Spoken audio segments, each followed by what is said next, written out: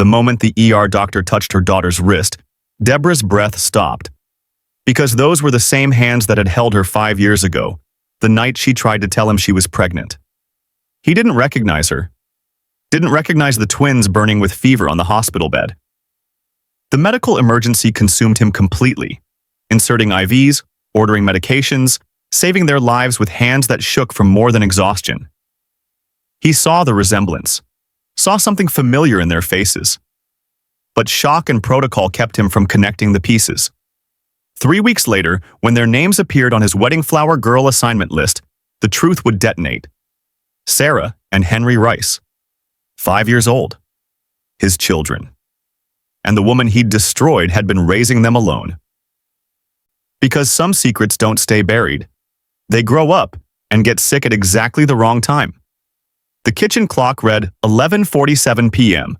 when Sarah started coughing in a way that made Deborah's stomach drop. Not the normal childhood cough.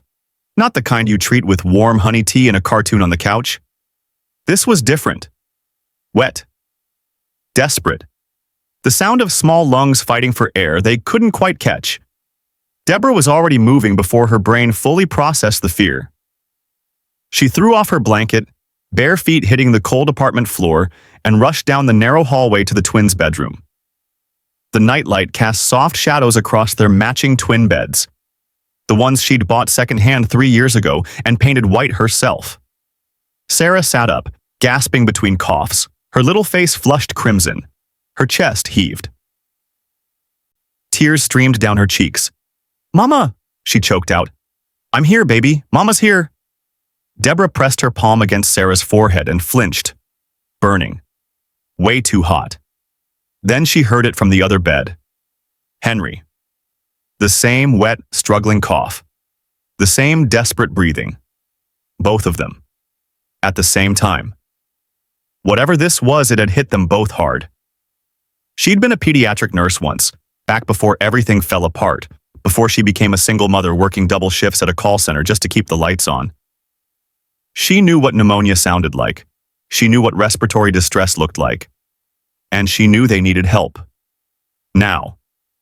"Okay, babies, we're going to the hospital," she said, forcing her voice to stay calm even as panic clawed at her throat. "Mama's going to take care of you."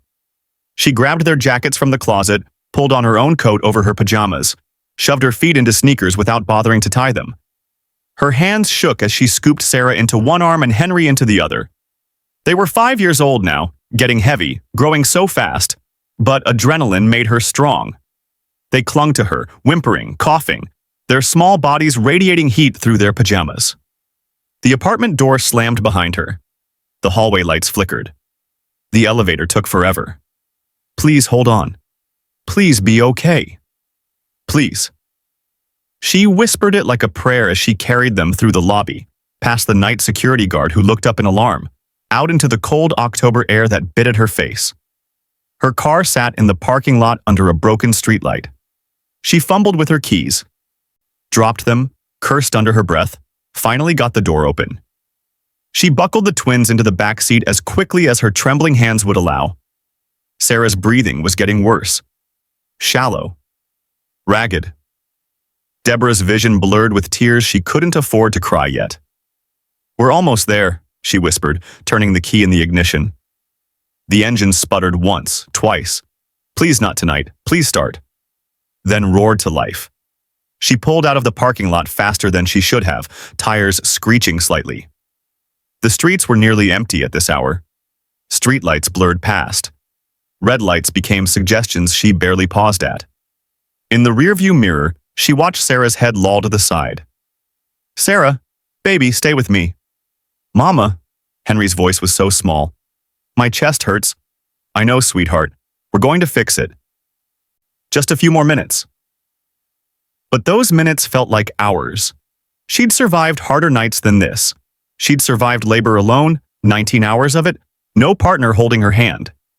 She'd survived coming home to an empty apartment with 2 newborns and no idea how she'd make rent. She'd survived the nights when they were colicky and wouldn't stop crying, and she thought she might lose her mind from exhaustion. But nothing had prepared her for this. This terror. This helplessness. this primal fear that she might lose them. The hospital finally appeared ahead, St. Mercy General, a sprawling brick building lit up against the night sky. The emergency entrance glowed red and white. Deborah slammed the car into park in a spot she wasn't supposed to use and didn't care. She threw open the back door, unbuckled the twins, gathered them into her arms again. Sarah had stopped crying. That was worse somehow. The automatic doors slid open with a mechanical hiss, spilling fluorescent light across Deborah's exhausted face. She stumbled inside, twins clutched against her chest. The ER smelled like antiseptic and fear. Machines beeped in urgent rhythms. A television played the news on mute. Nurses in scrubs hurried past pushing equipment. An elderly man sat in a wheelchair near the vending machines. A young couple whispered frantically to a receptionist. "Help!" Deborah's voice cracked. "My children, they can't breathe." A nurse looked up immediately, eyes sharpening with professional concern. She rushed over, already assessing. "How long have they been like this?" "Started maybe 20 minutes ago. High fever, coughing, trouble breathing." "Please, come with me." The nurse motioned toward the triage area. Another nurse appeared, helping guide Deborah through the double doors into the treatment area. Room 3. They directed her to room 3. Deborah laid the twins on the hospital bed, her arms suddenly empty and trembling. Sarah's breathing was so shallow now, Henry's lips were definitely blue. "The attending physician will be right here," the nurse said, wrapping a blood pressure cuff around Sarah's tiny arm. "Dr. Wood is on call tonight. He's excellent. Your children are in good hands." Deborah barely heard her. Dr. Wood. The name echoed in her skull like a warning bell.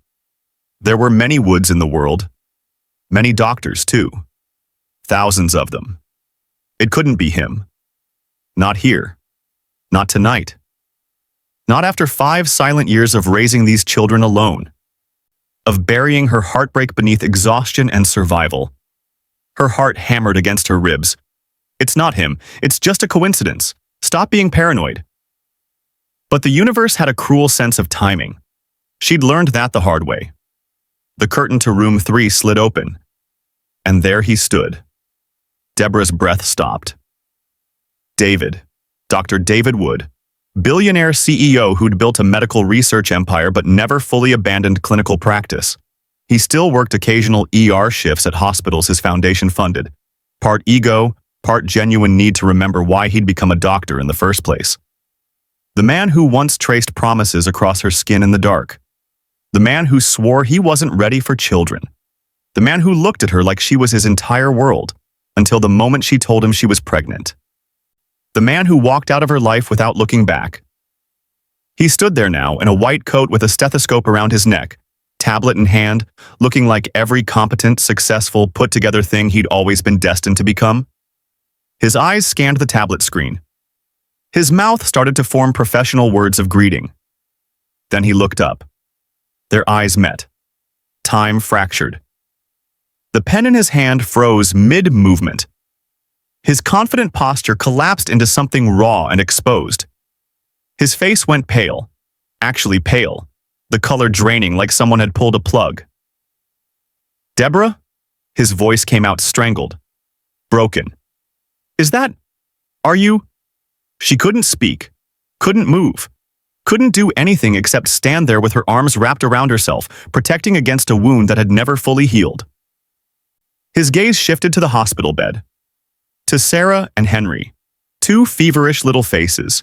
2 sets of steel blue eyes. The exact shade of his. The same eye shape, the same nose, the same stubborn set to their small jaws. The truth hit him like a physical blow. She watched the realization slam into him. Watched him process it. Watched the brilliant analytical mind that had built a medical empire do the math. 5 years. Twins. His eyes. He couldn't finish the sentence. His hand gripped the edge of the bed like he might collapse without it. "Deborah, are they..." She found her voice finally. It came out hoarse, shattered. "They need help. Please. Whatever happened between us, they need help now." The doctor in him kicked in. Training overrode shock. He moved toward the bed with mechanical precision. Medical school and residency training taking control when his emotions couldn't. But his hands were shaking. Deborah saw them shake as he reached for his stethoscope. Saw them tremble as he pressed it against Sarah's small chest, listening to her struggling lungs. Saw the way he had to steady himself before moving to Henry. Severe flu complications, he murmured, more to himself than to her. Professional voice trying to hold steady. Respiratory distress. They need immediate intervention. He looked up at the nurse. Get me an IV setup, oxygen, run labs, CBC, metabolic panel, viral panel, chest x-rays, now. The nurse moved quickly. Other staff appeared. The room filled with controlled urgency. David worked like a man possessed, inserting IV lines with shaking hands that somehow stayed steady enough, adjusting oxygen masks, ordering medications. But every few seconds his eyes would drift to their faces, really seeing them now. Seeing himself reflected back. Seeing the 5 years he'd missed. Deborah stood against the wall, arms wrapped tight around herself, watching the man who destroyed her save the children they'd made together. CTA Nooker 1. Emotional investment moment. Maybe you've been there, standing in a moment where your past and present collide so violently you can barely breathe. Where the person you thought you'd never see again is suddenly right there, and everything you've built to protect yourself starts crumbling. If this story is hitting you somewhere deep, hit that subscribe button. Because we're just getting started, and what happens next will change everything for this family. Hours blurred together. IV fluids dripped. Oxygen hissed. Monitors beeped steady rhythms that gradually improved from alarming to reassuring.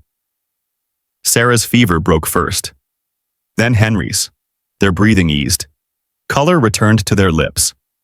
David never left the room. He monitored every vital sign personally. Adjusted dosages, checked and rechecked. The professional mask he wore couldn't quite hide the father emerging beneath it. Around 4 a.m., both twins finally fell into genuine sleep. Not the feverish, fitful kind. Real rest. David stood beside their bed, staring at them with an expression Deborah couldn't quite name. Grief mixed with wonder mixed with something that looked like devastation. They're going to be okay, he said quietly. We caught it in time. Thank you. The words felt inadequate. Insufficient. But they were all she had, silence stretched between them. 5 years of it. 5 years of unanswered questions and buried pain and separate lives built on the wreckage of what they'd lost. David opened his mouth. Closed it. Tried again. How long? Don't. Deborah's voice was sharp. Don't ask questions you don't actually want answers to. You did your job. You saved them. That's enough. It's not enough. His voice cracked. Deborah, I need to know. You need? She laughed, the sound bitter and broken. You walked away, David. You made your choice 5 years ago. You don't get to need anything from me now. I didn't know. Because you didn't listen. The words exploded out of her in a whisper shout, conscious of the sleeping twins. That day at the cafe, I sat there shaking, trying to tell you I was pregnant. And you looked at your watch. Your watch, David. Like I was some appointment you could reschedule. The accusation landed like a physical blow. His face crumbled. I know, he whispered. God, I know. I've replayed that moment 1,000 times. If I could go back, you can't. She wrapped her arms around herself tighter. And even if you could, it wouldn't change the fact that I raised them alone. That I worked 3 jobs, that I held them through every fever and nightmare while you were out building your empire. David's hands trembled. What are their names? The question was so quiet she almost didn't hear it. Sarah and Henry. Saying their names to him felt like giving away something precious. Something he hadn't earned. They're 5. 5 years. He did the math again, slower this time, letting the weight of it crush him. 5 years of birthdays I missed. First words I didn't hear, first steps I wasn't there for. Yes, I'm sorry. The words sounded like they were being torn from somewhere deep inside him. I'm so sorry, Deborah, for everything, for not listening, for being too blind and selfish to see what I was throwing away, for... Stop, she held up a hand. I don't want your apologies. I want you to finish treating my children so I can take them home and we can go back to the life we've built without you." The words hit him like a death sentence. But before he could respond, a small voice drifted from the hospital bed. "Mama?" Sarah's eyes fluttered open, confused, scared, looking for the one person who'd been there every single time she'd woken up afraid. Deborah was at her side instantly. "I'm here, baby. You're okay. You're safe." "Where are we?" "The hospital." "You and Henry were very sick, but the doctors made you better?" Sarah's gaze drifted to David, still standing nearby. "Who's that?" The question hung in the air between them. Deborah looked at David. At this man who'd saved their lives tonight, but hadn't been there to create them. At the father who'd never been a father.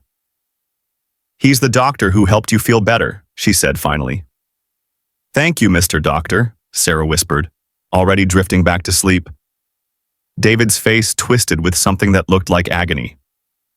Because he wasn't Mr. Doctor, he was their father, and his daughter didn't even know his name. David stepped out of the room when another code was called overhead. A different doctor, Dr. Martinez from the night shift, came in with discharge papers 30 minutes later. "Your children are stable," she said warmly, handing Deborah a folder.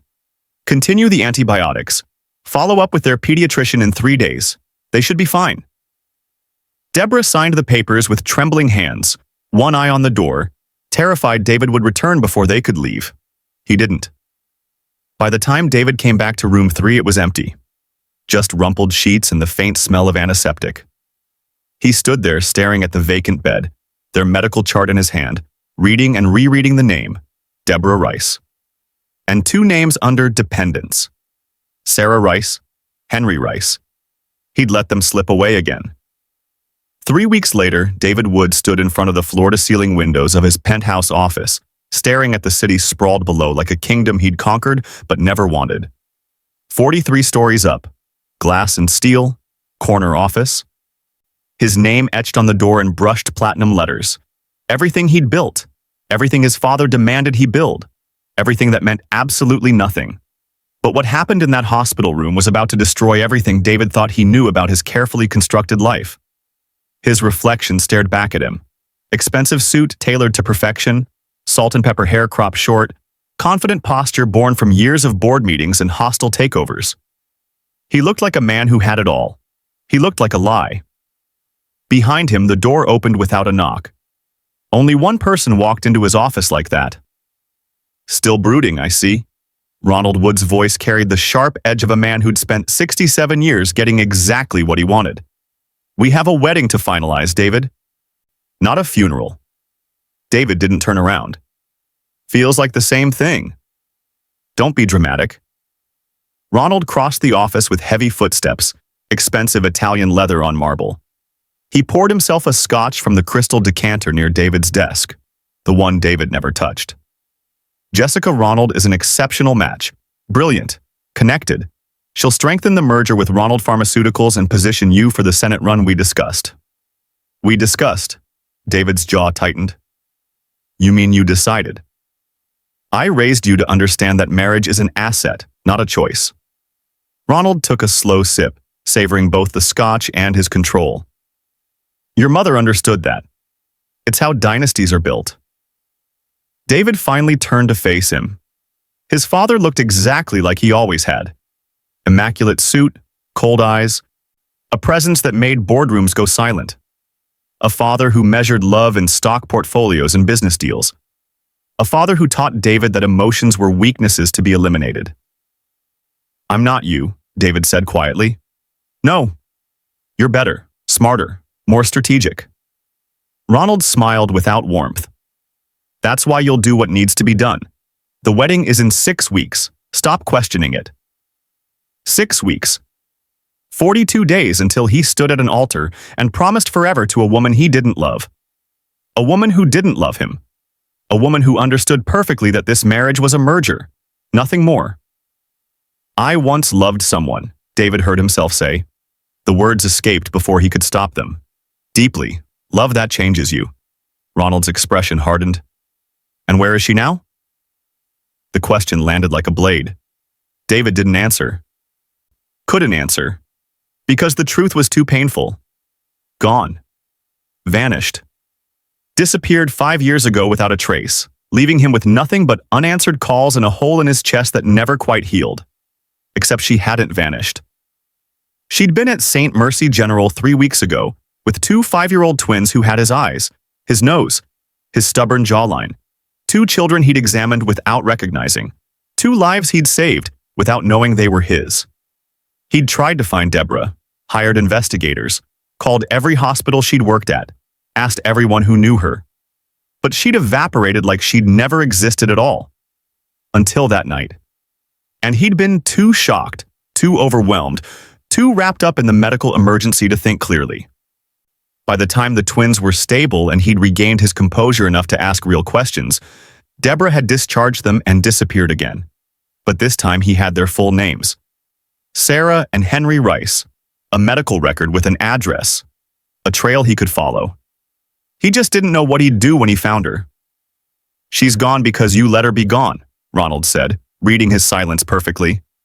"Because you chose ambition over sentimentality. That was the right choice, David. Don't romanticize it now." "Was it?" David's voice cracked. "Because I built everything you wanted, and I feel like I lost everything that mattered." Ronald set down his glass with a sharp clink. "Then you're remembering her wrong. Memory idealizes. Reality would have disappointed you. Jessica won't disappoint. She understands the rules." The rules. David had lived by those rules his entire life. Don't show weakness. Don't prioritize feelings over strategy. Don't let love make you vulnerable. Don't become the kind of fool who throws away an empire for a woman. But standing here now, 6 weeks from a loveless marriage, those rules felt like a prison he'd built himself. "The wedding planner needs your final approval on the flower girls," Ronald continued, already moving on. "Jessica's assistant sent over the list. It's on your desk." David glanced at the folder lying near his laptop. Cream-colored. Embossed with the wedding planning company's logo. Inside would be photos, names, logistics, all the performative details of a wedding that was really just a press release. Ronald headed toward the door, then paused. "Stop mourning the past, David. It's unbecoming. You have a future to build." The door closed with a definitive click. David stood alone in his empire of glass and regret. He didn't want to look at that folder. Didn't want to see the carefully curated details of a life he didn't choose. But discipline made him cross to the desk, made him open the folder, made him scan through the pages with mechanical efficiency. Venue confirmed. Catering finalized. Guest list approved. Floral arrangements selected. Music chosen? Then he reached the flower girl page, and his entire world stopped. 2 names printed in elegant script. Sarah Rice, age 5, Henry Rice, age 5. The folder slipped from his hands. Rice. Deborah Rice. 5 years old. The math detonated in his brain like a bomb. 5 years ago. The last time he'd seen her. The conversation he'd cut short. The way she'd looked at him with those desperate, tear-filled eyes, trying to tell him something he'd been too busy to hear. Twins. She'd been trying to tell him she was pregnant, and he'd walked away. David's legs buckled. He caught himself on the edge of the desk, knuckles white, breathing ragged. The room spun. Control and composure and carefully maintained walls, all of it crumbled. He had children, twins, Sarah and Henry, 5 years old. 5 years of birthdays he'd missed. First words he hadn't heard. First steps he hadn't witnessed. 5 years of Deborah raising them alone because he'd been too consumed with his father's empire to listen. The door opened again. He didn't hear it. "David?" Jessica Ronald stepped inside, elegant in a cream pantsuit, her blonde hair pulled back in a perfect chignon. She carried a tablet, confidence born from knowing exactly who she was and what she wanted. "Your father said you were reviewing the wedding details. I wanted to—" She stopped mid-sentence. David was staring at the folder on the floor like it contained a detonated grenade. His face had gone pale. His hands trembled. "David? What's wrong?" He couldn't answer, couldn't form words, could barely breathe. Jessica crossed the office quickly, her heels clicking with purpose. She glanced at the scattered papers, saw the Flower Girl page. Frowned. What is it? What about the Flower Girls? I have to go. David's voice came out broken, raw. He grabbed his phone, his keys, his jacket. Go. Go where? We have the final tasting in an hour. Cancel it. David. We can't just... I said cancel it. The words exploded out of him with a force that made her step back. He'd never raised his voice to her, never showed emotion at all. Their entire relationship had been calm, strategic, transactional. This was something else entirely. Jessica's eyes narrowed. She was brilliant, observant, calculating. And she knew when a man was hiding something that threatened everything she'd carefully constructed. Who is Deborah Rice? She asked quietly. David froze halfway to the door. Jessica picked up the folder, studying the names with the same analytical precision she brought to corporate acquisitions. Sarah and Henry Rice, twins, 5 years old. And you look like someone just told you the world is ending. She looked up at him. Who is she, David? He met her gaze. And for the first time since they'd agreed to this arrangement, he told her the truth. Someone I loved, someone I destroyed, and apparently, his voice cracked, the mother of my children. The tablet slipped from Jessica's hand and clattered to the floor. David didn't wait for her response. He was already out the door, already running, already breaking every rule his father had taught him. Because somewhere in this city, Deborah was raising 2 5-year-olds alone, his 5-year-olds, and he was 6 weeks away from marrying someone else. Deborah's hands wouldn't stop shaking on the steering wheel. The GPS led her through wrought iron gates that probably cost more than her entire year's rent. Past manicured hedges shaped into perfect spheres. Past fountain sculptures that belonged in museums. Past luxury cars lined up like jewels on display. The wood estate sprawled before her like something out of a fever dream. All white columns and endless windows, the kind of house that whispered old money, and you don't belong here with every brick. She pulled her 12-year-old sedan into the circular driveway and immediately felt like she'd made a terrible mistake. Mama, is this a castle? Henry pressed his face against the window, eyes wide with wonder. It's beautiful! Sarah bounced in her booster seat, white dress already slightly wrinkled despite Deborah's best efforts. Are we really going to throw flowers here? Deborah swallowed hard. Yes, baby, just stay close to Mama, okay? She'd received the email 3 days ago, professional, polite, informing her that her twins had been selected as flower girls, flower children, technically, since Henry would participate too, for a prestigious wedding at the Wood Estate.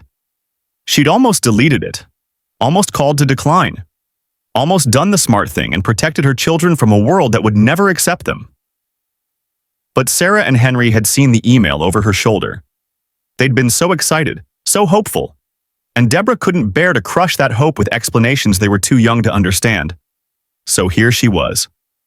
Driving into the Lion's Den wearing a dress from Target and shoes she'd resoled twice.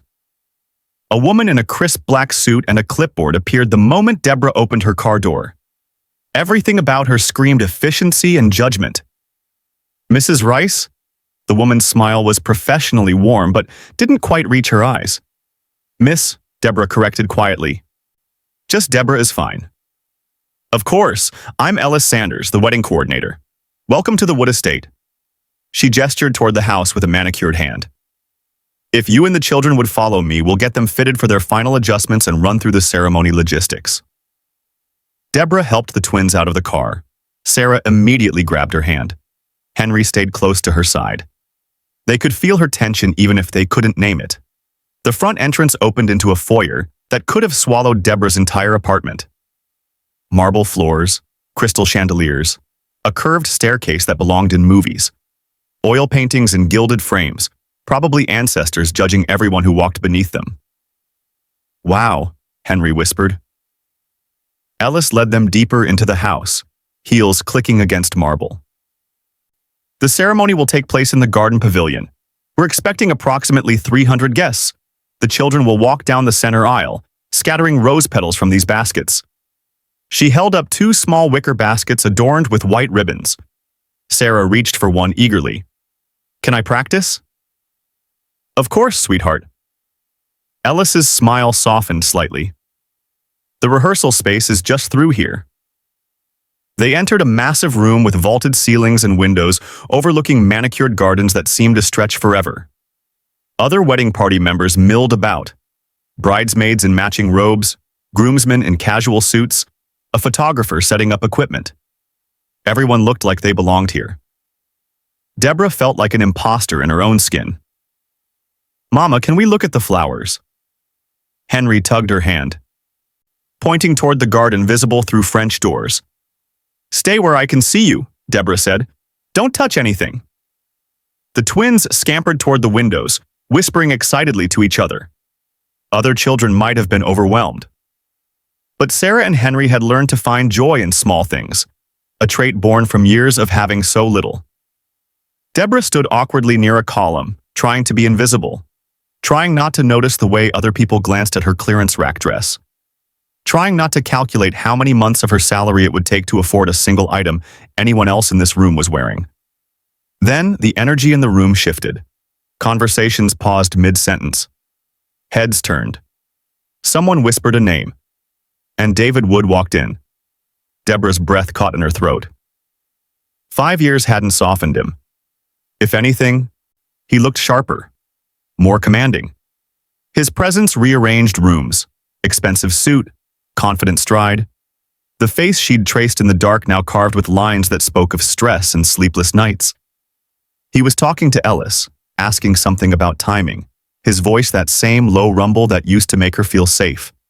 Deborah's instinct was pure and immediate. Run. She took a step backward, then another. If she could just get the twins and leave before he saw her. But Henry chose that moment to laugh, a bright, uninhibited sound that carried across the room.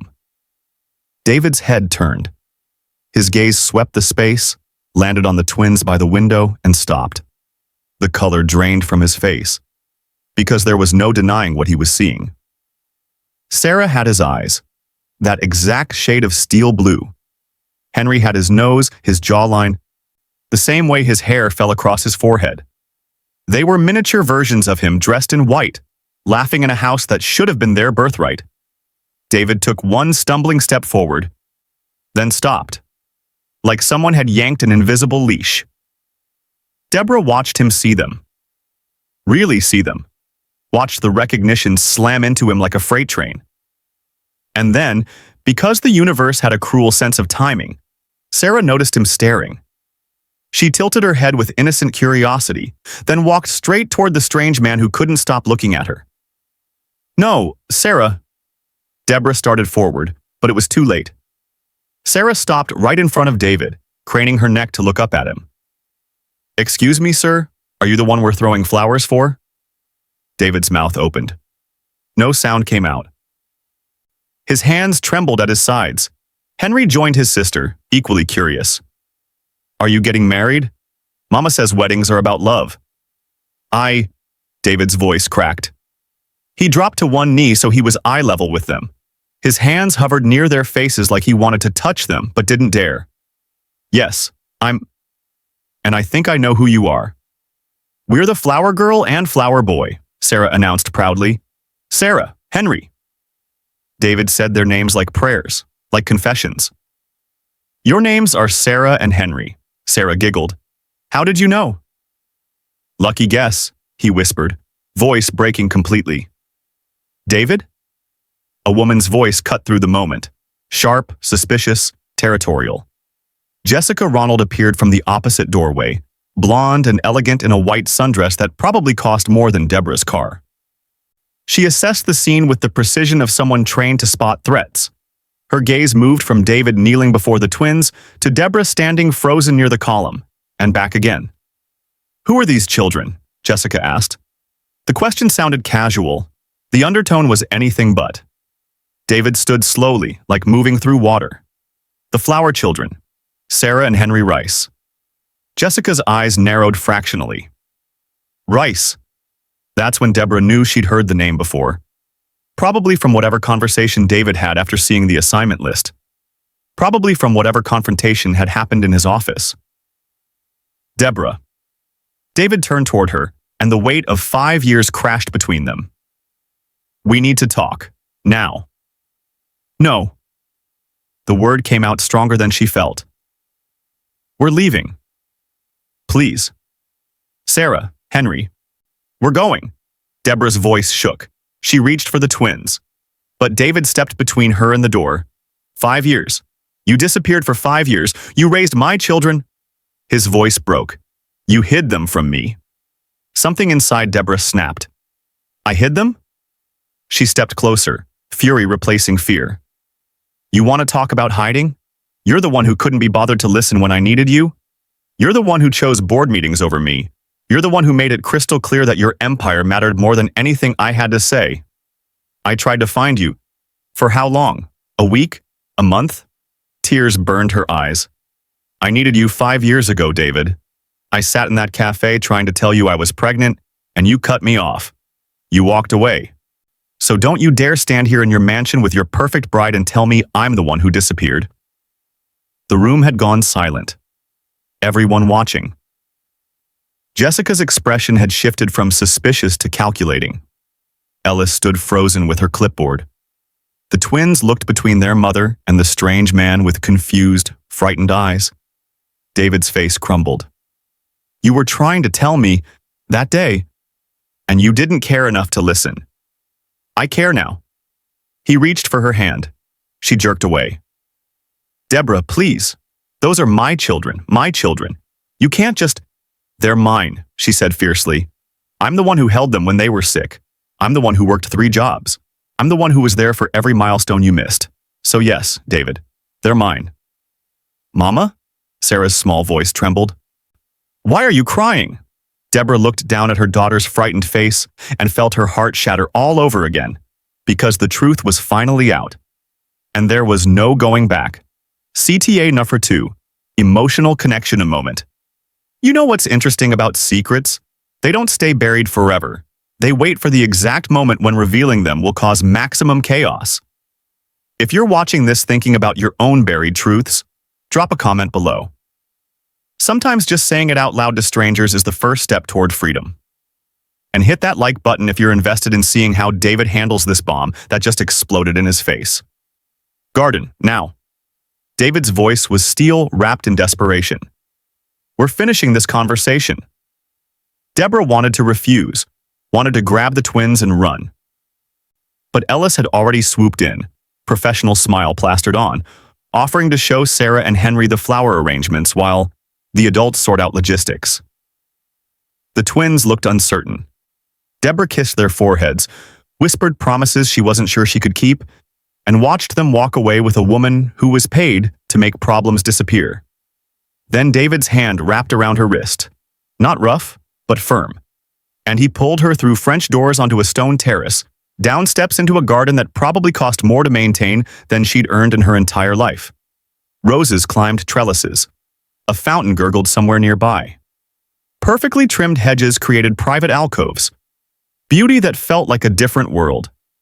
He didn't stop until they were far enough from the house that no one could hear them scream. Let go of me! Deborah yanked her arm free. David released her immediately, hands up like she might bolt. 5 years, Deborah, you vanished. No forwarding address, no phone number, nothing. Do you have any idea what that did to me? What it did to you? The laugh that escaped her throat was sharp enough to draw blood. You want to talk about pain? Let me tell you about pain, David. Pain is being 19 weeks pregnant, working double shifts because you can barely afford groceries. Pain is going into labor alone at 3 in the morning and screaming for someone who isn't there. Pain is holding 2 newborns and realizing you're all they have. I didn't know. Because you didn't listen. Her voice cracked. That day at the cafe, I sat there shaking, trying to tell you. And you looked at your watch. Your watch, David. Like I was some appointment you could reschedule. The words hit him like physical blows. His face twisted with something that looked like agony. I know. God, I know. I've replayed that moment 1,000 times. If I could go back... You can't. She wrapped her arms around herself. And even if you could, It wouldn't change what happened after. What do you mean? The hospital. Her voice dropped to something raw and broken. 3 weeks ago, Sarah and Henry had pneumonia. I brought them to St. Mercy General, and you were there, the attending physician. You examined them. You saved them. David went absolutely still. Those were the twins with respiratory distress? You looked right at them, David. You listened to their lungs. You ordered their medications. You held Sarah's hand while the nurse inserted her IV. Tears streamed down Deborah's face now. And when they stabilized, when they finally fell asleep, you know what you did. You walked out. You didn't ask my name. Didn't look at the chart closely enough to see Rice. You saved them and you left. Again. I didn't recognize there were so many patients that night. Exactly. The word cut like a scalpel. Because we don't matter enough to remember. That's not true. Then why didn't you come back? She stepped closer, fury and heartbreak tangled together. After tonight, after you saw their names on that assignment list, you figured it out, didn't you? You did the math. So why didn't you come find us? Why did I have to walk into this house not knowing you'd be here? David's composure finally shattered. Because I'm getting married in 6 weeks. Because my father will destroy me if I don't. Because everything I've built, everything I am, it's all conditional on me doing exactly what Ronald Wood demands. So you chose him. Again. I chose survival. The words exploded out of him. Do you know what my father is capable of? Do you have any idea what he threatened when he found out about you 5 years ago? Deborah froze. What? David's hands shook. He knew, Deborah, when you disappeared. I was losing my mind trying to find you. I hired investigators. I called everyone. And my father figured out why. He sat me down in his office and told me very clearly that if I ever found you, if I ever tried to build a life with you, he would take everything. The company. My medical licenses. My reputation. Everything. You're lying. I wish I was, David's voice broke. And when I saw Sarah and Henry's names on that list, when I realized you'd been raising my children alone all this time, I wanted to run to you immediately. But he was standing right there, watching me, reminding me what would happen if I defied him. So you picked your empire over your children. I picked keeping them safe. He grabbed her shoulders, not hard, just desperate. Don't you understand? If Ronald knows about them, he'll use them. He'll threaten custody. He'll drag you through courts you can't afford. He'll take them from you and use them as leverage to control me forever. That's who he is. That's what he does. Deborah stared at him, trying to reconcile the man she'd loved with this broken, terrified version standing before her. You're a coward, she whispered. The word landed like a death sentence. David's hands dropped. He stepped back, nodded slowly. You're right. I am. Mama? They both spun around. Sarah and Henry stood at the edge of the hedge, small and confused and far too close. How long had they been there? How much had they heard? Baby, I told you to stay with Miss Ellis. She's talking to someone else. Henry's voice was small, scared. Mama, why are you crying? I'm not, Deborah wiped her face quickly. I'm fine, sweetheart. But Sarah wasn't looking at her mother. She was looking at David with those two intelligent eyes that missed nothing. Are you our daddy? She asked. The question hung in the air like smoke. Deborah's breath stopped. David went absolutely white. Sarah, we need to go, Deborah started. Mama says we don't have a daddy. Sarah took a step closer to David. She says he had important things to do, but you look like us, and you knew our names. Henry joined his sister, the two of them standing together like they always did, united, protective of each other in a world that was suddenly too complicated. Why didn't our daddy want us? Henry asked. His voice cracked on the last word. And David Wood, billionaire, CEO, the man who'd negotiated billion-dollar deals without flinching, fell to his knees in a garden and broke completely. Sobs tore out of him. Raw. Ugly. Buried pain after 5 silent years finally erupting. I did want you, he choked out. I wanted you so much. I just didn't know you existed. And that's my fault. That's all my fault. Sarah reached out tentatively, touching his shoulder. "Don't cry, mister. I'm your father," David whispered through tears. "And I'm so sorry." Deborah stood frozen, watching her children comfort the man who'd abandoned them, feeling her carefully constructed world crumble into dust. Inside the house, Jessica Ronald stood in the hallway outside Ronald Wood's private study, her hand raised to knock, her mind calculating possibilities. She'd watched the scene in the garden through the window, seen everything. David on his knees, Deborah crying. Two children who looked exactly like the man she was supposed to marry in 6 weeks. This wasn't just a complication. This was a grenade with the pin already pulled. She knocked, didn't wait for permission. Walked in. Ronald sat behind a mahogany desk, scotch in hand, looking unbothered by the chaos unfolding in his garden. "We need to talk," Jessica said, "about David's little theatrical display." Ronald sipped his drink. "He'll recover. He always does." "Those are his children. Alleged children." "Don't insult my intelligence," Jessica crossed her arms. "I saw the resemblance. Everyone saw it. And if I can see it, so can every media outlet, every business partner, every person at our wedding." Ronald studied her with cold calculation. "What exactly are you suggesting?" "I'm suggesting you tell me the truth about Deborah Rice. Now." Ronald leaned back in his chair, smiled without warmth. "I paid her to disappear 5 years ago. $50,000. Told her David would never choose her over his legacy. Told her to take the money and vanish before she ruined his life." Jessica's stomach dropped.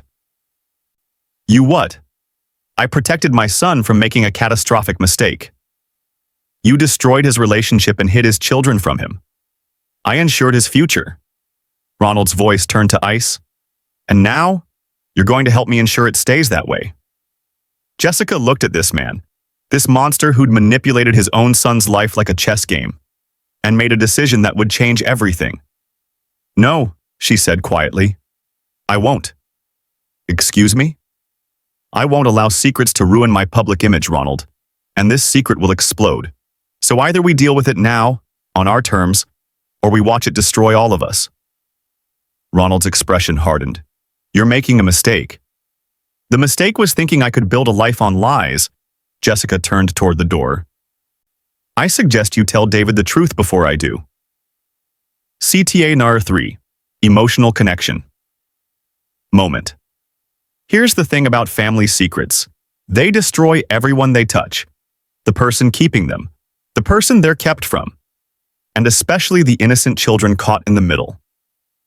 If this story is reminding you of your own family's buried truths, you're not alone. Share this video with someone who needs to hear it.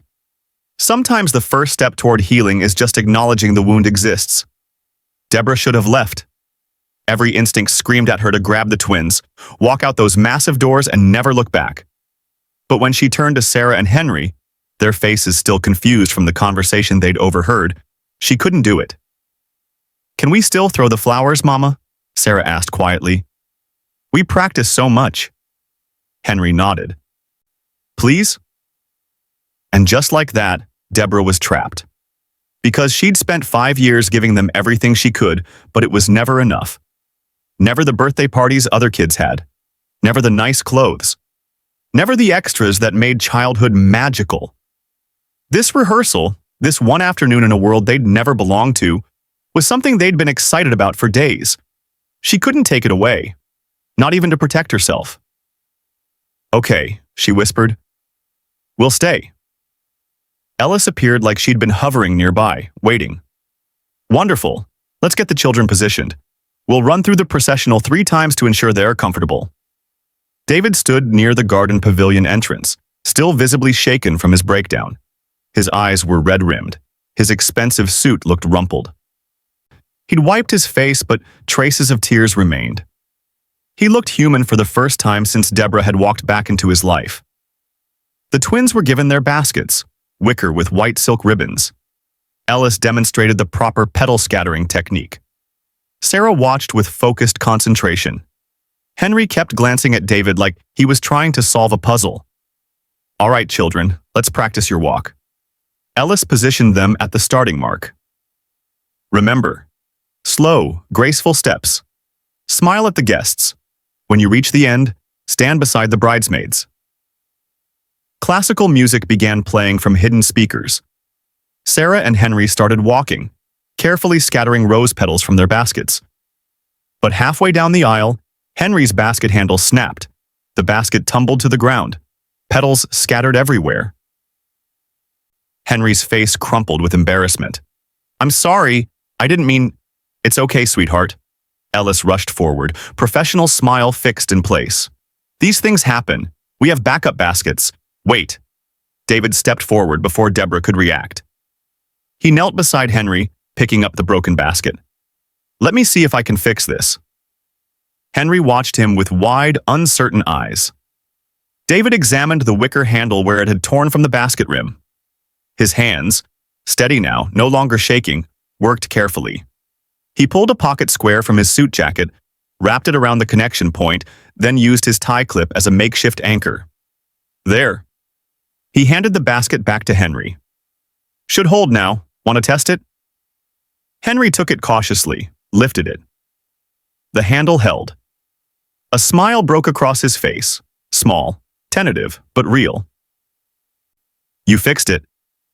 Couldn't have you going down that aisle without the perfect basket." David's voice was soft, gentle. Nothing like the commanding CEO tone he used in boardrooms. "Thank you," Henry whispered. "Anytime, buddy." Buddy. The word landed in Deborah's chest like a stone. She watched Henry's expression shift, something cautious but hopeful flickering there. Like maybe this strange man who fixed broken things might be someone trustworthy after all. "Let's try again," Ellis announced, clearly wanting to move past the moment. The music restarted. Sarah and Henry walked the aisle again, this time perfectly synchronized. Sarah scattered petals with dramatic flair. Henry's repaired basket held strong. When they reached the end, Sarah spun around. "How was that?" "Beautiful," David said. His voice cracked slightly on the word. "Can we do it again?" Sarah asked, already heading back to the starting position. They ran through the processional twice more. Each time, David watched with an intensity that made Deborah's stomach twist. He wasn't just watching the rehearsal. He was memorizing them. Every gesture, every smile, every little detail he'd missed for 5 years. During the break, while Ellis reviewed timing with the bridesmaids, Sarah approached David hesitantly. "Mister? Can you show me how to make the petals go in a prettier pattern?" David looked at Deborah, silently asking permission. She should have said no, should have pulled Sarah away, but she found herself nodding. David knelt beside Sarah, picking up a handful of petals.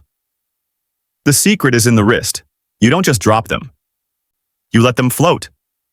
He demonstrated, a gentle sweeping motion that sent petals drifting like snow.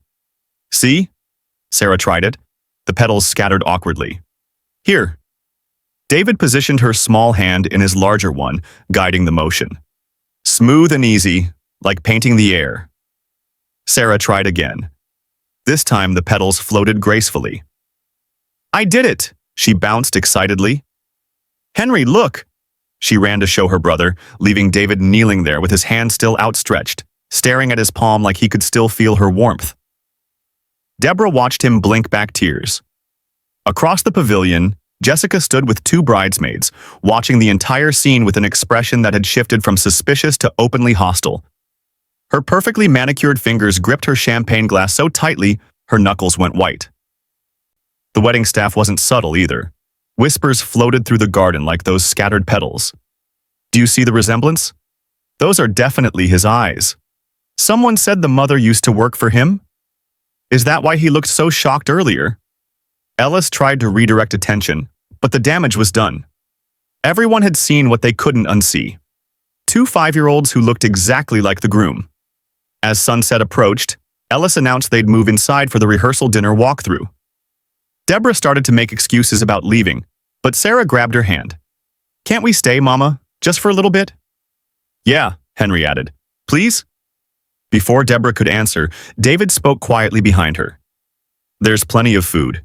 You don't have to sit at the main table, just let them eat something before you drive home." It wasn't a command. It was a plea. and Deborah was too exhausted to keep fighting. The dining room could have hosted a state dinner. Crystal chandeliers. A table that seated 40. Place settings that probably cost more than her monthly rent. Deborah was directed to a side table with the twins, away from the wedding party but close enough to observe. David sat at the head table between Jessica and Ronald, who had appeared from wherever he'd been lurking. Sarah and Henry attacked their plates with the enthusiasm of children who didn't know they were supposed to be intimidated by 7 forks. "This chicken is so good," Henry said through a mouthful. "Henry, manners," Deborah reminded gently. "Sorry, Mama." David kept glancing over at their table. Each time, Jessica's expression hardened further. Ronald seemed amused by the entire situation, like watching lab rats navigate a maze he'd designed. The main course was being cleared when Henry set down his fork and looked at the head table. Then at Deborah. Then back at the head table. "Mama?"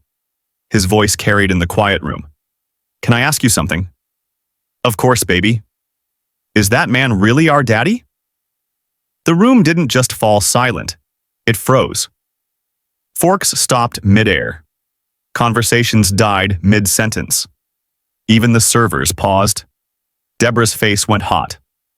"Henry, we talked about—" But Henry wasn't finished. He slid off his chair, walked across the dining room with complete 5-year-old confidence, and stopped beside David. "Daddy?" The word was tentative. Testing. "Can we sit with you?" Sarah gasped. "Henry!" But then she was up too, joining her brother, looking between David and Deborah with hopeful eyes. "Yeah," Sarah added quietly. "Can we?" David's face crumbled. His hands trembled on the table. His mouth opened, but no words came out. Jessica's champagne glass hit the table with a sharp crack. Ronald's amused expression vanished, replaced by cold calculation. Ellis looked like she might faint.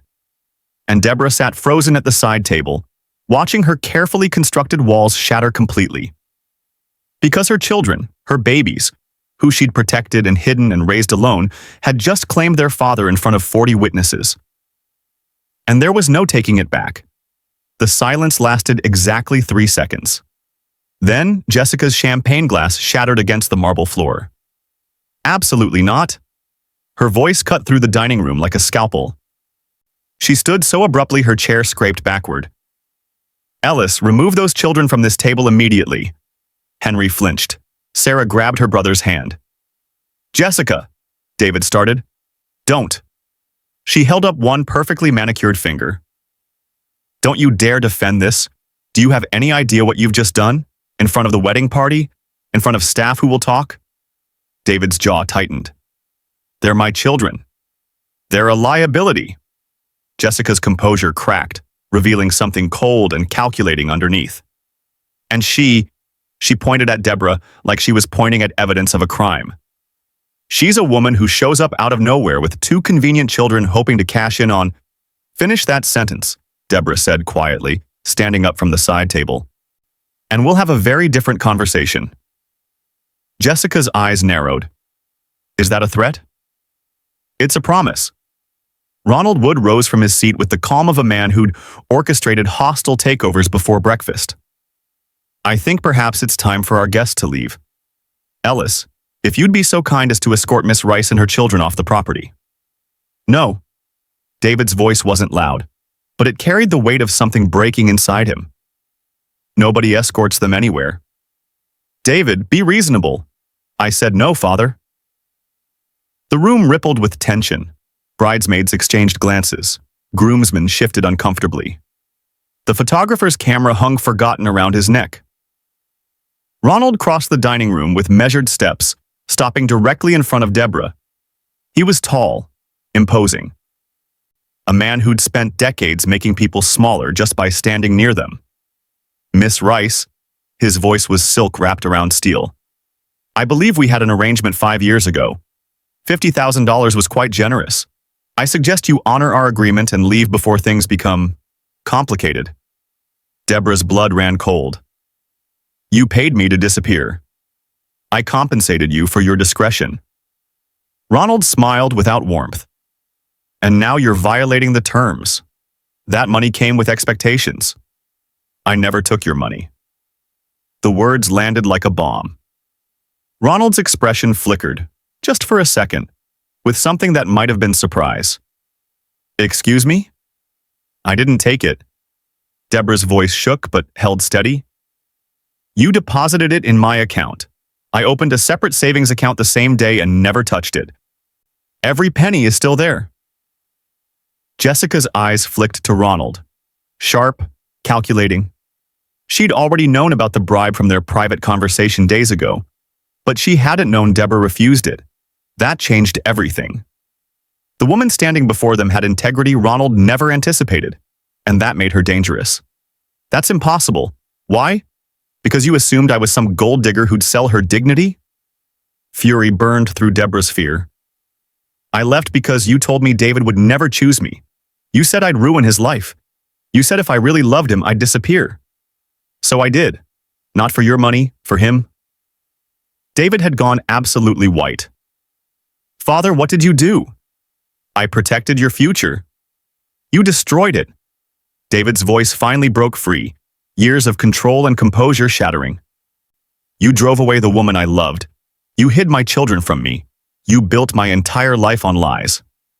I built your empire. Ronald's voice turned to ice. Everything you have, the company, the reputation, the opportunities, exists because I made the hard choices you were too weak to make. Then take it back. The words fell from David's mouth like stones into deep water. All of it, Jessica gasped. David, don't be dramatic. I'm not being dramatic. David turned to face her, his expression carved from exhaustion and clarity. I'm being honest. For the first time in years, I'm telling the truth instead of performing the role everyone expects. You're throwing away everything because of some children you just met? Jessica's voice rose. Some woman who disappeared and conveniently reappeared right before your wedding? Watch how you talk about my mother. Henry's small voice trembled but carried. He stood beside David, protective and terrified. She's not convenient. She's good. Sarah nodded, tears streaming down her face. She takes care of us when we're sick. She reads us stories. She works really hard. Jessica looked at the twins like they were insects that had crawled onto her designer table settings. This is exactly what I'm talking about. Children who don't understand the complexity of enough. David's single word silenced her. He knelt down, putting himself at eye level with Sarah and Henry. Listen to me, both of you. What's happening here isn't your fault. None of this is your fault. Are we bad? Sarah whispered. No, sweetheart. You're perfect, David's voice cracked. You're the most perfect things I've ever seen. And I'm so sorry you're seeing this. I'm so sorry you're scared. We're not scared, Henry lied, his whole body trembling. David pulled them both into a hug, awkward and desperate and 5 years too late. The twins clung to him because children instinctively know when adults are breaking apart. Deborah watched this man, this billionaire who'd built walls around his heart, crumble for her babies. And something inside her that had been frozen for 5 years finally began to thaw. Ronald's expression hardened into something dangerous. David, if you walk away from this wedding, you walk away from Wood Industries, from the medical research division, from every connection, every investment, every opportunity I've provided. You'll be nothing.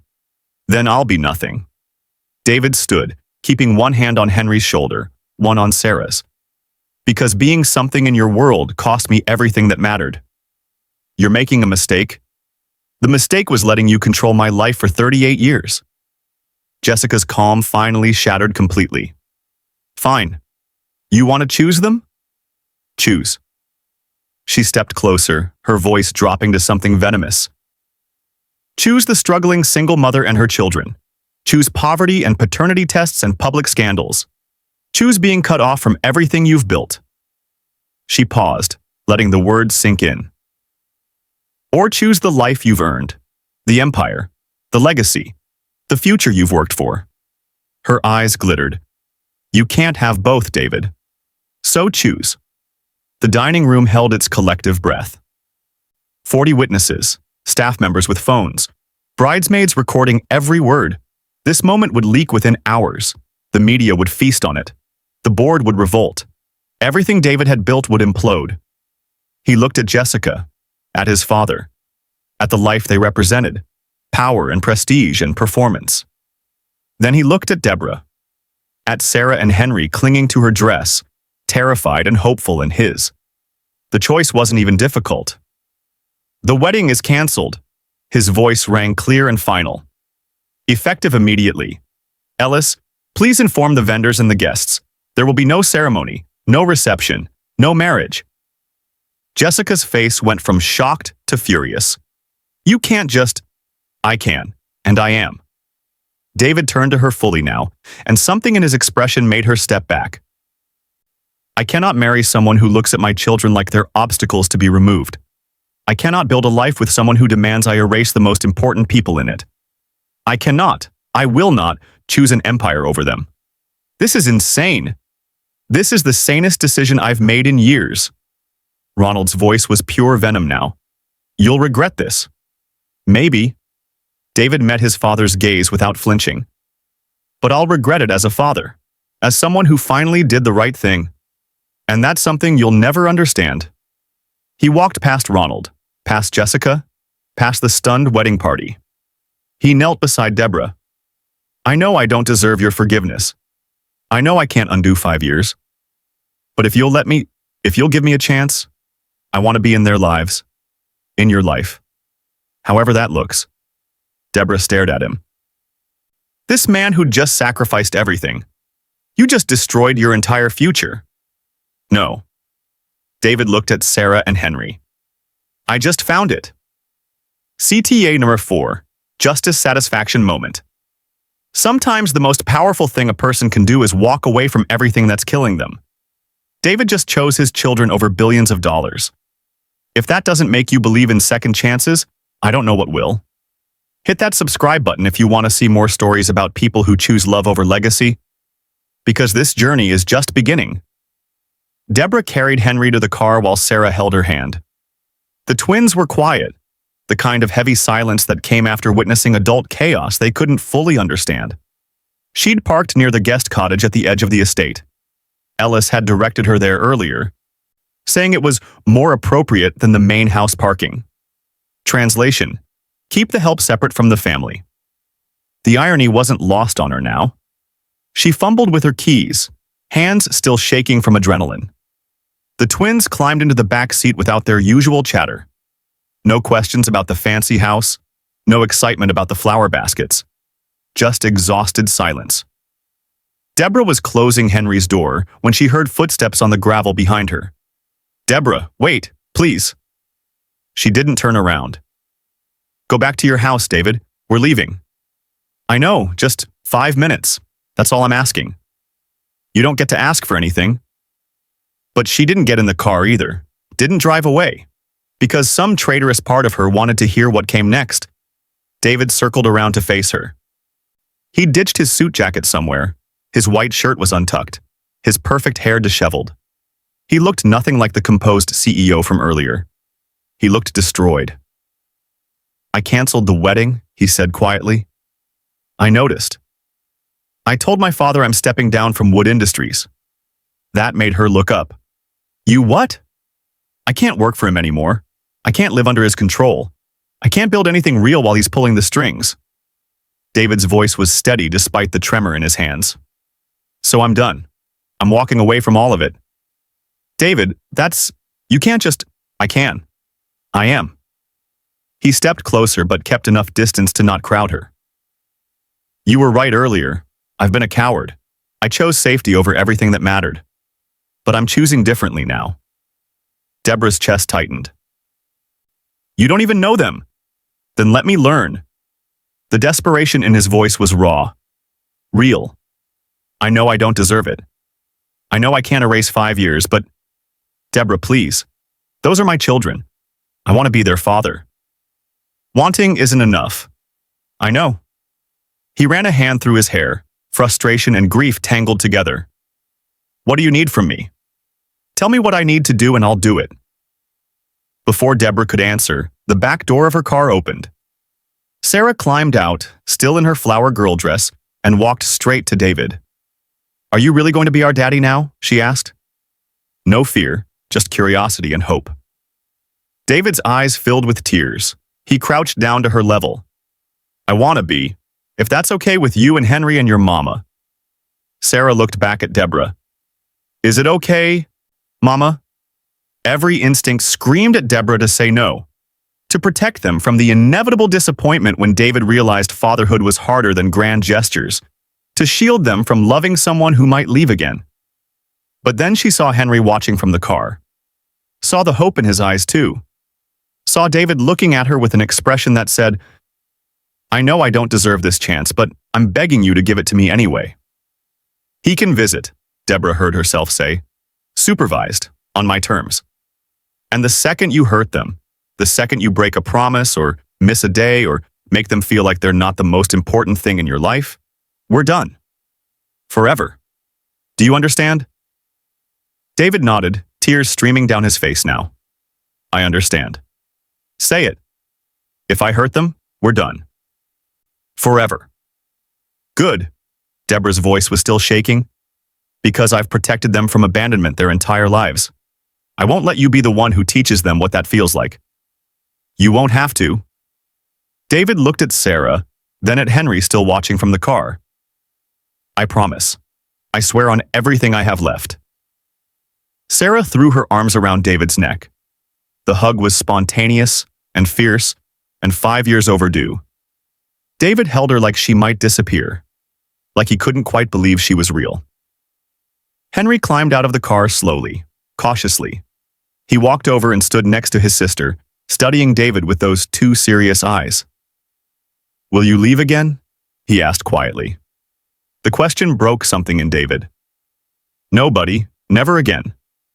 "Promise?" "I promise." Henry considered this. Then, with the gravity only a 5-year-old can muster, he extended his hand for a handshake. David took it solemnly. Shook. Sealed the deal. Then Henry surprised everyone by stepping forward and hugging David too. And David Wood, former billionaire, canceled groom, man who'd just lost everything except what mattered, sat on the gravel driveway of his father's estate and held his children for the first time. Deborah watched from beside her car, arms wrapped around herself, crying silently. Because this was either the beginning of healing or the beginning of a different kind of heartbreak. Only time would tell which. CTA number 5, Hope Moment. Real change doesn't happen in a moment. It happens in the days and weeks and months that follow. In showing up when it's boring. In keeping promises when it's hard. If you're rooting for this family, if you want to see if David actually follows through, stick around. Because the next 6 months are going to test everything they just promised each other. 6 months changed everything. Tuesday dinners at the diner near Deborah's apartment. Thursday evenings at the park, pushing twins on swings until the streetlights came on. Every other weekend, gradually extending into full weekends. School pickups in David's sensible new sedan. No more flashy sports cars, just reliability. Doctor's appointments where he sat in the waiting room like any other parent, filling out forms and making small talk with other exhausted mothers and fathers. David had kept every promise, shown up when it was boring, stayed when it was hard. Learned that fatherhood wasn't about grand gestures, but about being present for the 1,000 tiny moments that built a life. The media had been brutal at first. Billionaire abandons empire for secret children. Wood dynasty crumbles in wedding scandal. CEO walks away from billions. But David handled every interview with quiet dignity, admitted his mistakes, refused to blame Deborah, focused on his children, and gradually the narrative shifted. From scandal to redemption. From villain to father trying to make things right. Ronald Wood had tried to destroy him through legal channels, attempted hostile takeovers, threatened lawsuits, spread rumors. But something interesting happened. The board sided with David. Shareholders rallied. Business partners respected his choice. Turns out, walking away from billions for your children was the kind of character reference money couldn't buy. David started a small medical consulting firm. Nothing flashy, just honest work helping hospitals improve patient care. He made a fraction of what he used to earn. He'd never been happier. Within an hour of David's press conference exposing Ronald's manipulations, the board voted to remove Ronald Wood from all positions. Federal investigators announced inquiries. The stock price tanked. By evening, news footage showed Ronald being escorted from his penthouse office in handcuffs. 67 years of unchallenged power ending in a perp walk past cameras and former employees who'd feared him for decades. He kept his head high, defiant to the end, but his empire was dust. David watched it on his phone from his car and felt nothing. No satisfaction, no regret. Just the quiet realization that the man who'd controlled his entire life no longer had any power at all. Jessica Ronald had married a tech CEO 3 months later. The wedding made the society pages. David sent flowers with a note. "I hope you find what you're looking for." She never responded. Now, 6 months after the canceled wedding, David sat on Deborah's worn couch in her small apartment, helping Henry with homework while Sarah drew pictures at the coffee table. "Daddy, how do you spell dinosaur?" Henry asked, pencil hovering over his worksheet. "Daddy." The word still made David's chest tighten. They'd started using it about 2 months in, tentatively at first, then with increasing confidence. Each time felt like a gift he hadn't earned but was grateful to receive. "Dinosaur," David spelled out. "That's a lot of letters." "Big word for a big animal." Sarah looked up from her drawing. "Daddy, do you think Mama's pretty?" David's pen froze mid-word. Deborah looked up from the kitchen where she was preparing dinner, equally caught off guard. "Sarah, that's not—" Deborah started. "Very pretty," David said quietly, meeting Deborah's eyes across the small apartment. "The prettiest." Sarah grinned. "Good. Because Henry and me think you should marry her." Henry nodded seriously.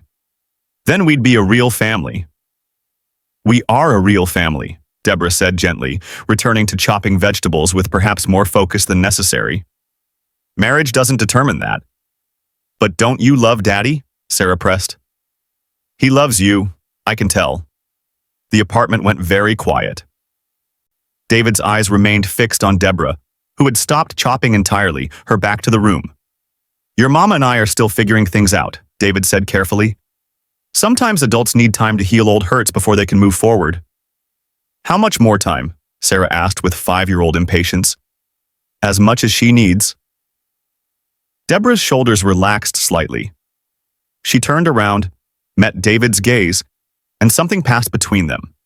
Not forgiveness, not yet, but acknowledgement, recognition that they were building something even if they didn't know what it would become. "Homework first, matchmakers later," Deborah said with a small smile. "Dinosaurs aren't going to spell themselves."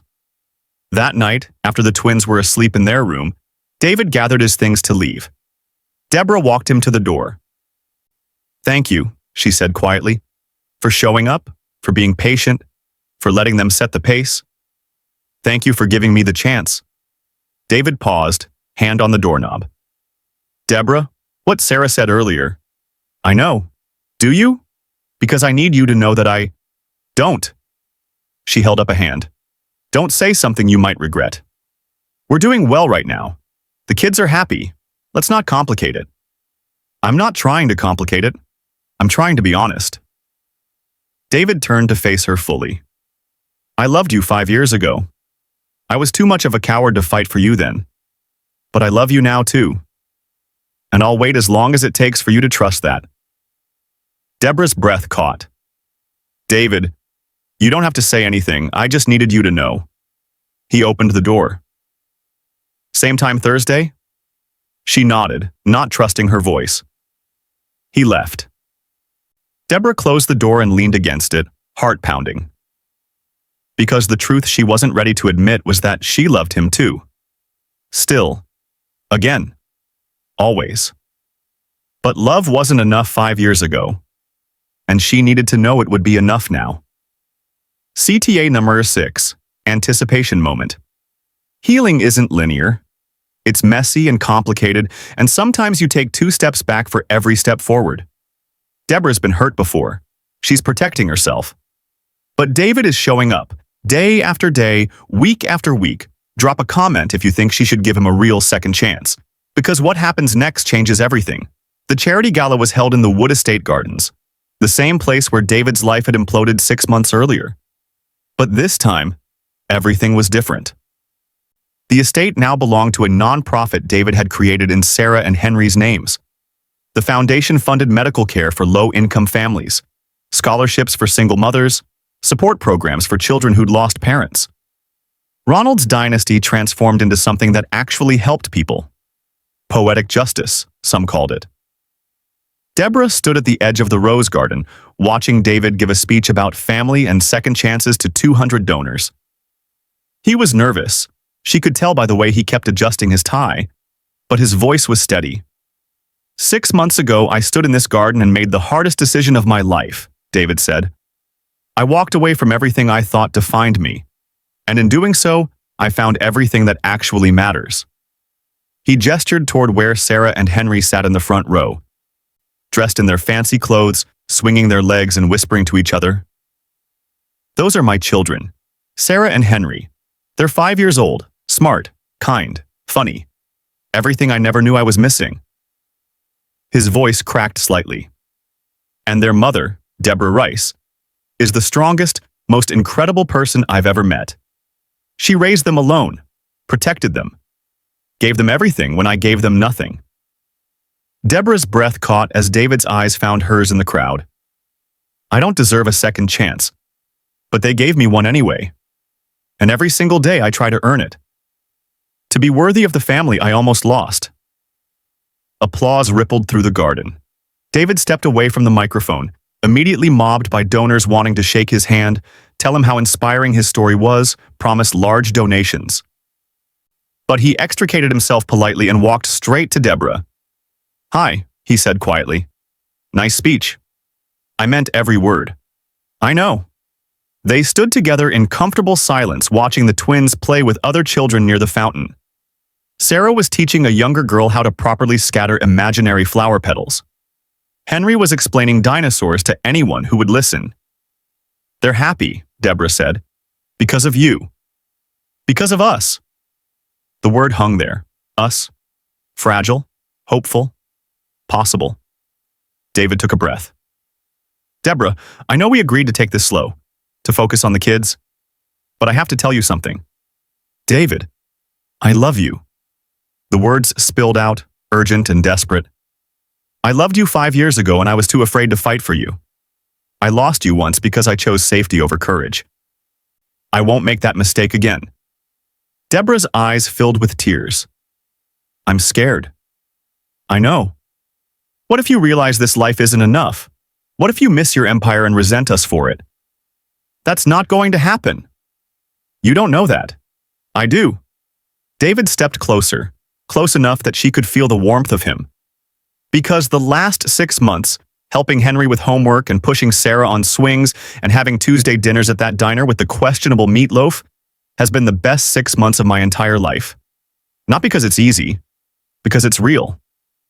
Tears spilled down Deborah's cheeks. I love you too. I'm so angry about it. I don't want to, but I do. David laughed, wet and broken and relieved. That's the most romantic thing anyone's ever said to me. I'm serious, David. If you hurt them, if you hurt us, I won't. He cupped her face gently. I swear on everything I am. I won't. Then kiss me already, she whispered, before I lose my nerve. David didn't need to be told twice. The kiss was soft at first, tentative. 5 years of heartbreak and healing compressed into a single moment. Then deeper, certain. A promise sealed by lips instead of words. Applause broke out around them. Donors who'd been watching, who understood they were witnessing something more meaningful than any speech. Sarah and Henry came running over. Does this mean you're together now? Sarah asked breathlessly. Yeah, David said, not taking his eyes off Deborah. If your mama will have me. Took you long enough, Deborah said with a watery smile. Can we call you Daddy all the time now? Henry asked. Not just when you visit? David knelt down so he was eye level with them. How about this? I'd like to be here all the time. live with you, tuck you in every night, make you breakfast every morning, if that's okay with everyone. Like a real daddy? Sarah's eyes went wide. Like a real daddy? The twins looked at each other. Some silent twin communication passed between them. Then they both launched themselves at David, tackling him to the grass in a tangle of arms and laughter. Deborah watched. Her children, this man who'd destroyed her and rebuilt her and loved her through it all, and felt the last piece of her broken heart finally click back into place. Not perfect, still scarred, but whole. David looked up at her from the grass. Sarah and Henry sprawled across him, giggling. So is that a yes? That's a yes, Deborah said, joining them on the grass, letting David pull her into the embrace. But if you ever look at your watch during an important conversation again, never? He kissed the top of her head. I promise. The only time that matters now is the time I spend with you. Around them, guests wiped their eyes. The photographer captured it all. Ellis stood nearby with her clipboard, actually smiling for once. And Deborah let herself believe, finally, completely, that this was real. That love could be rebuilt from broken pieces. That second chances, when earned through action instead of words, could become something even stronger than the original.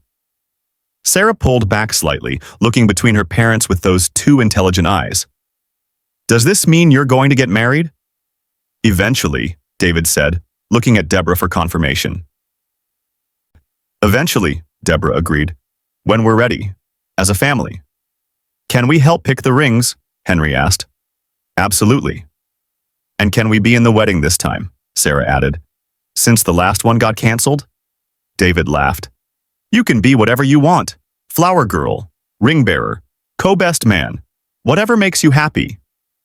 I want to be all of them, Sarah declared. Then you will be. They stayed in that garden until stars appeared, until the last guests had gone home and Ellis had packed up her event materials, until the twins started yawning and leaning against their parents with the trusting weight of children who knew they were safe. When they finally stood to leave, David carrying a half-asleep Sarah while Henry held Deborah's hand, they walked toward Deborah's car like they'd done it 1,000 times before. Like they'd do it 1,000 more. Will you come home with us tonight? Deborah asked quietly. Really stay this time? I'd like that, David said. If there's room. We'll make room. And they did. Deborah's eyes filled with fresh tears. She looked at him, really looked at him, this broken, rebuilt man who'd sacrificed everything to earn back what he'd thrown away. I forgive you, she whispered. The words felt impossible and inevitable at once. Not because you deserve it, but because holding on to that anger was killing me, and because our children deserve to see what real redemption looks like. David's breath caught. Deborah. Don't make me regret it, she added with a small smile. I won't, he promised. Every day, for the rest of my life. The sun had fully set, painting the sky in deep purples and golds. The fountain sparkled under garden lights. Roses released their evening fragrance into the cooling air, and a family that had been broken for 5 years finally became whole. Not perfect, not without scars, but real. Chosen. Built on honesty instead of lies. On presence instead of absence. On love that had survived the worst and chosen to rebuild anyway. In Deborah's small apartment that night, David tucked Sarah and Henry into bed for the first time as their father living under the same roof. Daddy, Sarah whispered as he pulled the blankets up to her chin. Yeah, sweetheart. Are you going to be here when we wake up? The question hit him square in the chest, because she was still testing, still making sure this was real. I'll be here, he promised, every morning, for as long as you'll have me. Forever? Forever. Sarah smiled and closed her eyes, finally secure enough to sleep. David moved to Henry's bed. Good night, buddy. Good night, Daddy. Henry reached up for one more hug. I'm glad you found us. Me too, David whispered, voice thick. Me too.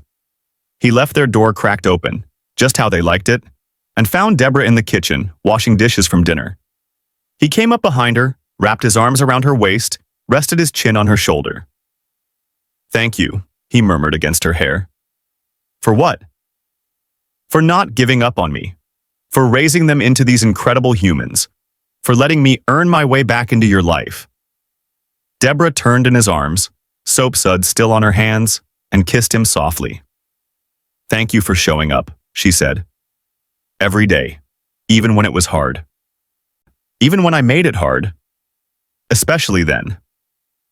They stood in that small kitchen, so different from the penthouse he used to own, so much better than anything money could buy, and held each other as the sounds of their children sleeping peacefully drifted down the hallway. This was home. Not marble floors and crystal chandeliers, not boardrooms and empires. This, a family rebuilt from broken pieces. Love that had been tested by fire and emerged stronger. A second chance that became a forever promise. 6 months ago, this family was shattered. Tonight, they chose each other. That's the power of second chances when people actually do the work instead of just talking about it. If this story touched you, if it reminded you that broken things can be rebuilt, do 3 things for me. Hit that subscribe button so you never miss stories about families choosing healing over bitterness. Drop a comment telling me what moment hit you hardest. And share this video with someone who needs to believe that walking away from the wrong life is the first step toward finding the right one. Because every single one of you watching this, you're part of this community. You're part of proving that love, when it's real and consistent and honest, always wins. Thank you for being here. Thank you for believing in second chances, and thank you for reminding me why I tell these stories. See you in the next one.